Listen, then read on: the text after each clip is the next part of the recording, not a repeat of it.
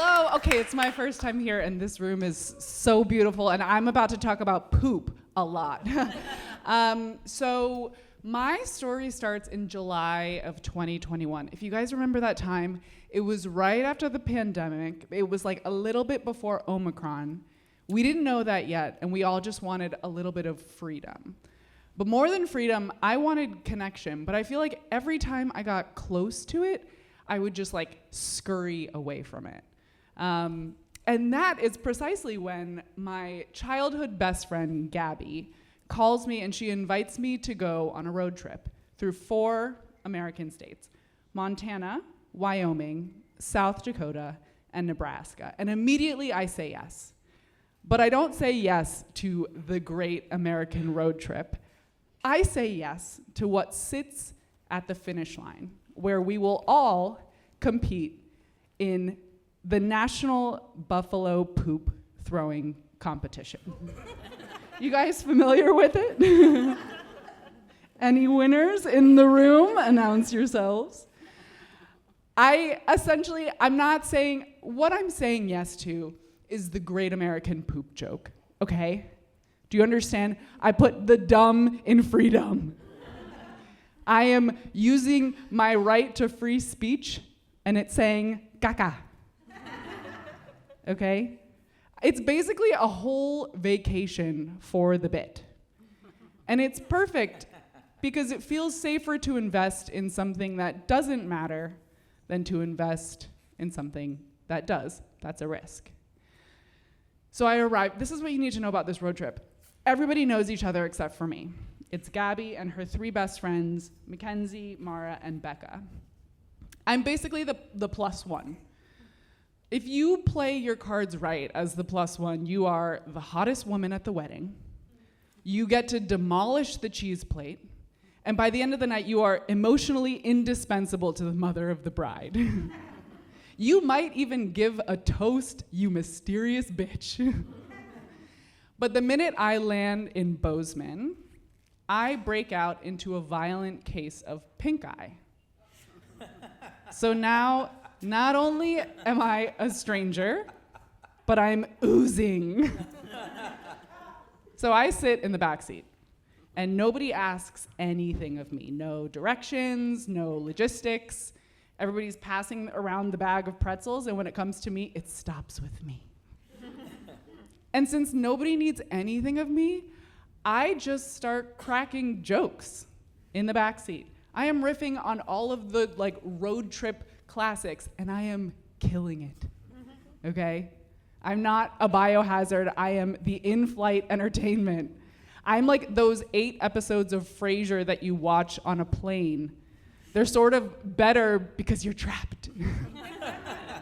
But I don't really care because honestly, this whole road trip is starting to feel a little bit like a joke, right? Like day 3, we get to Yellowstone National Park, and it's the 4th of July. Okay, we're celebrating in a country that sort of feels like it shouldn't be allowed to celebrate itself.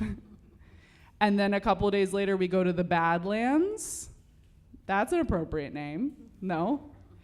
Outside of the Badlands, we drive to a place called Wall Drug, which is technically a pharmacy for the 700 residents that live in Wall. But really it's dressed up as this 80,000 square foot tourist attraction. It's the only pharmacy where you can go in for your medication and you can leave with cowboy boots, a 12-foot statue of a jackrabbit, and you can even get married, okay?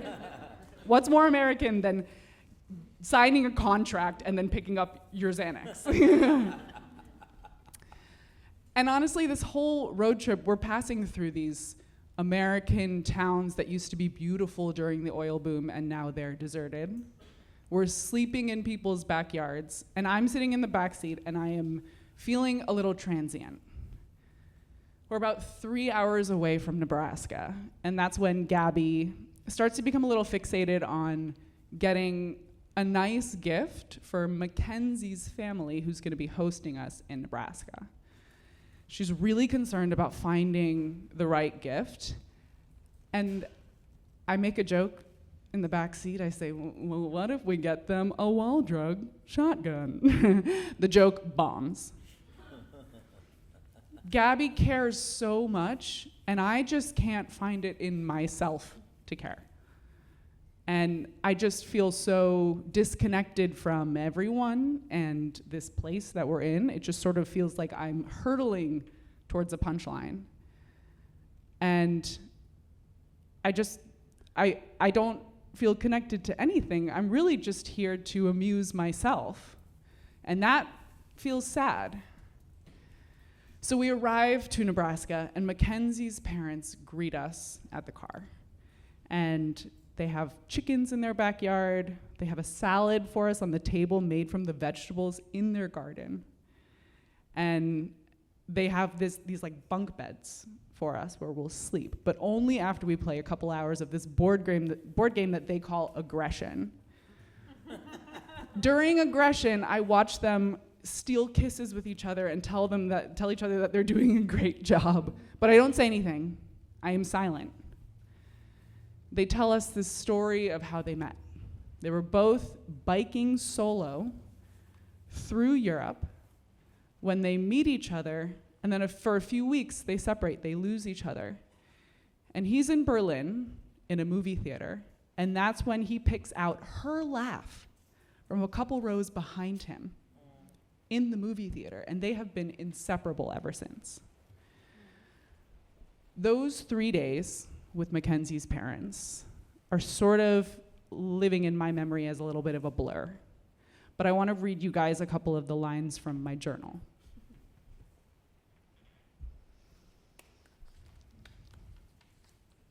Day 1.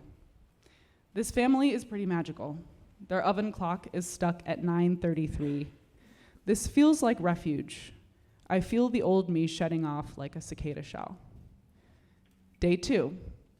I want to be fearless socially. I want a big, bright apartment. I want loud friendships. I want peace with my body. Day 3. I love Mackenzie's parents so much. I think I feel like I'm in love with them, but I don't really understand what that means. So last night, as I was falling asleep, I kept trying to have a sexy dream about her dad, but I couldn't for sadness of how I'd be betraying her mom. They've opened a portal. This trip has been everything and more. Hard in a lot of ways, but honestly, not that many actually. I know what you guys are all thinking. What about the buffalo shit? So the next morning, I wake up and I go to the competition. What was once a joke is now very serious, because all of a sudden I feel connected to everyone around me, to myself. I'm here, I'm alive, I made it through. And for 20 years, I played professional softball. So I wind up with the piece of shit in my hand. And the way that shit flies through the sky, I win the National Buffalo Poop Throwing Competition.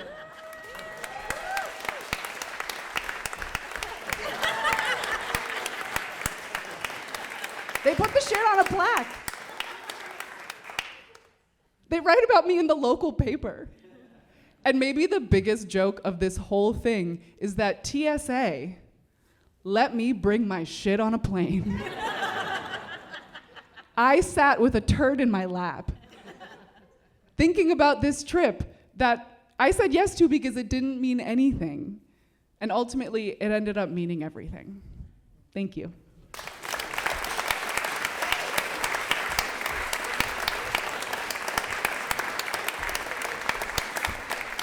Julie Piñero, everyone. All right.